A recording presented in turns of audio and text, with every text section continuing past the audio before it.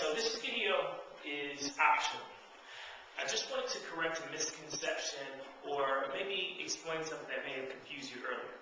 If the last video on inscribed angles and intercepted arcs did not confuse you at all, if you feel like you fully grasped it, you don't have to watch this video. If you're a little bit confused on a couple things, I want you to take the time to watch this and maybe it'll help.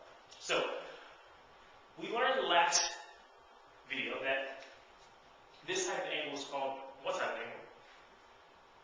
It's an inscribed angle. And we also learned that this arc here is called the intercepted arc. We learned that if we wanted to find the measure of the intercepted arc, we're going to take this inscribed angle and multiply it by what? By 2. So if this angle down here is 30 degrees, my intercepted arc is going to be 60 degrees. Now, you may be a little confused.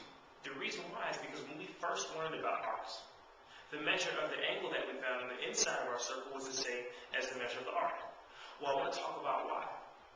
The first type of angle we learned inside of the circle was called the central angle. Now, the central angle is an angle where the vertex is at the center of the circle. So, for example, this would be a central angle. So, yeah, exactly at the center. Let me try that again.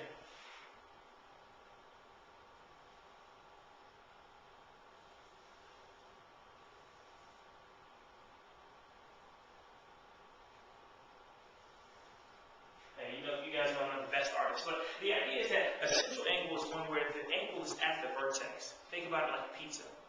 The central angle is like our pizza slices. We always cut from the center. You take a slice, it's going to come from the center. You're never going to cut a pizza like this purple line, cut from one end to the other and just cut the pizza into 3 different pieces.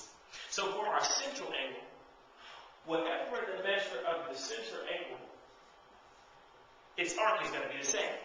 So if this is central angle 60 degrees here, we know its arc is also going to measure 60 degrees. But notice this 30-degree angle down here is not a central angle. It's an inscribed angle. The vertex is on the pizza. The vertex is on the circle.